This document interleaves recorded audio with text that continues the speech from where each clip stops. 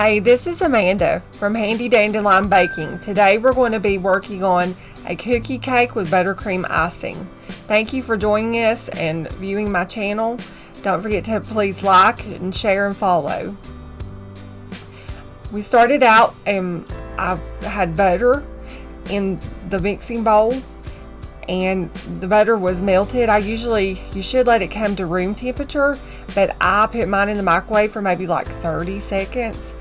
And I also added Crisco in. I do both because I do contests, and in the heat, I need something that's going to be heat stable. At the fairgrounds, it gets pretty hot. Also, like right now, like we're under a heat advisory, and we're doing a 4th of July cookie cake. So if you were having something outdoors, you want to make sure that's holding up well. I use whipping cream in mine. I add a little in at a time. I also add vanilla flavoring, and I mix that for a little while. I like whipping cream because of the texture of it and the taste. I just think it tastes better. If you don't have whipping cream, you could do milk. There are also, for like my cookie recipe, there are so many nice cooking recipes online that are great recipes. I would advise though, when you're baking a cookie cake, sometimes they're prone to like crack. So if that happens and you're noticing that your cookie's kind of dry and cracking, then you can add more butter to your recipe. I would start out at maybe like 1/4 a cup or 1/2 a cup. Most recipes have more butter, and those kind of recipes will make like a flatter style cookie. Those would be great for making like a cookie cake. If you have a recipe that rises really tall, those kind of are maybe would be a little drier. So those are the recipes that I would add a little bit of extra butter in. So right now I'm just making the buttercream and mixing it very well. When I put my powdered sugar in, most people just add a little bit of the powdered sugar at a time. I know that I added it all at once. Like, you just have to be really careful about it slinging out of the mixer and make sure that it mixes very well. I like it very smooth. I also add a little dab of salt in there, like a pinch of salt in mine, and it just brings out the flavor. I did have to go back in, and because I didn't measure my whipping cream, my recipe was a little thin. Since we're going to be piping this on the cookie, you want it to be a little thicker, because when your hands are on the piping bag, it'll get a little warm, and if it's too runny, it's not going to hold its shape when you're like piping on the cookie. So I just added a little more on here, and I do scrape down the sides of the bowl just to make sure that everything's thoroughly mixed in. You can see I like mix very well with this. I will say with this cookie, if you're noticing in my pictures, and you'll notice later in my video, it looks like the cookie is cracked. The cookie actually doesn't have a crack in it, or it's not busted open. This is because I own a small cottage bakery, and I had an order placed last minute, and I also had a last minute cancellation. Due to this, I was going to use this cookie, and it had been pre-cut to do a design for a specialty cookie, like a birthday, for a birthday. So when this person canceled their order, I don't like to waste things if I can help that, and I try to make something else out of it or repurpose it. So I'm making this cookie for my family. This cookie will be cut anyways. My family's not going to care about that. I'm still going to decorate it and make it look very nice for them, but that's the reason it looks like it's kind of cracked on the side here. Here I've separated my cake icing, and I'm going to add coloring in, and the color that I use is from Hobby Lobby. It's a great brand, and Hobby Lobby's food dyes and colorings, although they're artificial, they are great, and they have like a very vibrant color. Where I do a lot of contests, including like cake contests and contests where I need to decorate. You don't have to use quite as much with these colorings, but they are very vibrant and great color. I would prefer to use natural food dyes, and I try to stay away from things that are artificial. However, it's just really hard to get that beautiful vibrant color and these are great for that. If you prefer to only use natural food dye, there's nothing wrong with that, and I actually applaud you for that. I think it's wonderful. I think it's great anytime anyone's trying to do something more healthy and better for our bodies, and I would prefer to do that also for my family. Today I'm just using these because we're doing a red, white, and blue theme, and these are a little harder to achieve as far as like color, the vibrant red. I also like this food coloring that Hobby Lobby has because it has little to no flavor changes in the icing. You really can't taste that. Like, it has a wonderful flavor to it.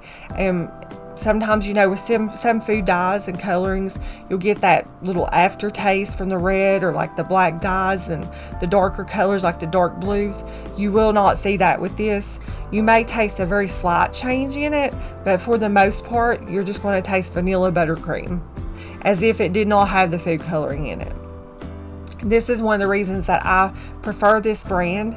Also, with this brand, a little goes a long way. Like, especially if you're trying to run a business like I have for a little while, like any way to save on things like that, it'll help because it cuts into your costs when you're having to use so much of that food dye, and it's really not good for your body.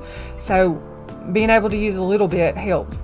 When I mixed the blue on this color, it wasn't quite the color that I like. So if you just take, like with the blue, if you want it just a little darker, you can just take black food coloring and put one little drop.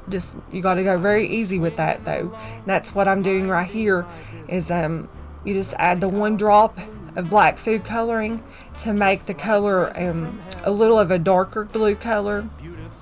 I also went back, and the red was not quite the color that I had wanted, so I added a little more red to make it more vibrant and more of that very beautiful red for the red, white, and blue colors. Getting ready to use a piping bag, and if you have trouble filling your piping bags, you can kind of put them on a cup and fill them that way.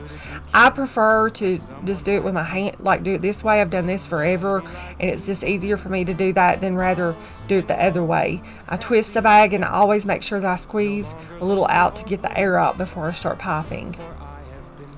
I'm piping rosettes on top and leaving room for other colors. So I usually just do one color at a time and go back in.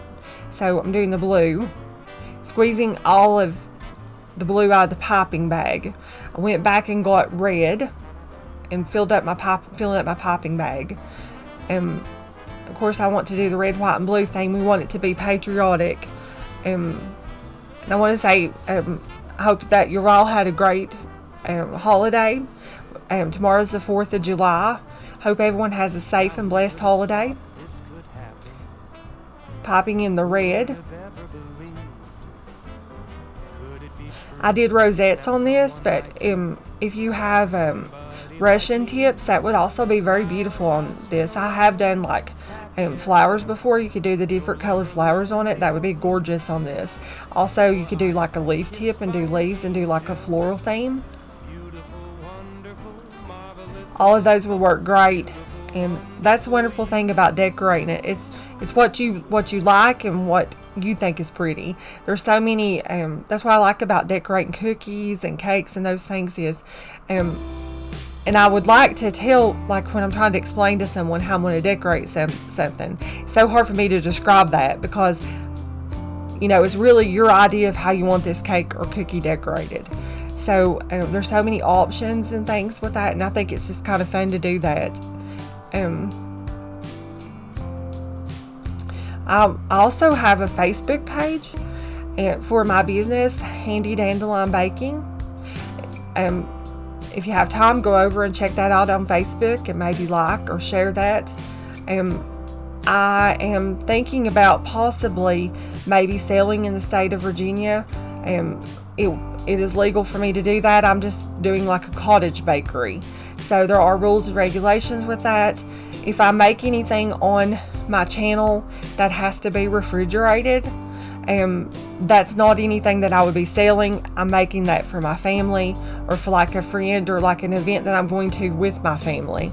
I'm not legally allowed to sell anything that's refrigerated in the state of Virginia, which all states vary, but in my state I can't sell anything refrigerated. I can sell baked goods and breads and things like that, so that's basically what I do. I'm also a full-time nurse. I'm a school nurse, so I work 40 hours a week. And then, of course, I try to exercise when I can, and then I want to spend time with my family. So with all of that, I just do this in my spare time. This has been a hobby of mine.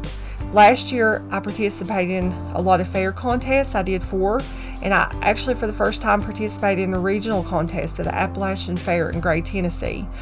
My name is still on there on a couple of things. I think I just entered like a couple of items. I may or may not be doing that this year. I've not done as many contests as I normally do. That's something I really enjoy. Last year, I had a total of 135 ribbons and placements. A lot of those were blue ribbons, actually. A lot of my recipes have came from, I've learned how to cook like from the older generation, like from grandparents and parents. I also do home canning and gardening, and I really enjoy that. I do a lot of gardening for my family. I think it's a lot healthier. I'm a thyroid cancer survivor, and due to me having cancer before, like, I've tried to eat as healthy and want my family to eat as healthy as they can. And when I'm home canning it and growing my own food, I know where it's coming from. I'm the one doing the processing and stuff of it, so I know what's going in it without the chemicals and extras and stuff in it. So, but I thoroughly enjoy that. Now I'm on this cake. I'm putting like chocolates on. I do use chocolate molds and do these chocolate bars and chocolates, make those myself. Later in another video, I may go over how I do those and some tips and tricks maybe for even dipping chocolate, because I do a lot of dipped chocolate candies. So I'm adding all of those on right now. I'm adding a few stars on. I did not make these candy stars. These I bought online. Sometimes I'll buy like pre-made little candies or decorations like bees or bumblebees or ladybugs, things like that, flowers and things that are like that. And sometimes I will make my own chocolates and make those instead. So these chocolate bars were made by me, and then I've put like a flag and some cake toppers. You can see like it's like a military cookie almost. You can see the American flags on it and stuff. This is like the final product. Again, you can see where it's got like where I cut it. That's not a crack in the cookie, but where I've actually cut it already. I think that it turned out pretty well. I'd finished this cookie off with holographic glitter. You can order that on Amazon, and I love it. Like when the light hits it, it sparkles. Looks really pretty. Thank you so much for watching and joining us in our channel. Please like, share, comment, and subscribe. Thank you so much for joining me. I've really enjoyed this, and I hope you all have a great day. I hope you tune into my next video. Thank you.